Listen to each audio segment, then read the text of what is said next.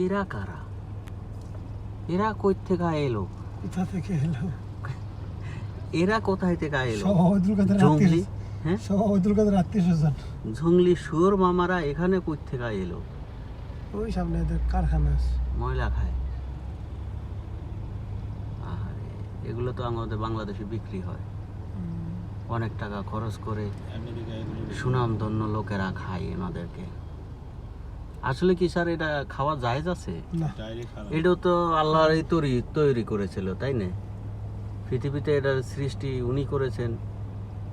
এটাও তো রক্ত মাংস করা মানুষ, পশু, এটা পশু না, এটা জানোয়ার। জানোয়ার। তো এটা তো অনেকে খায় দেখি।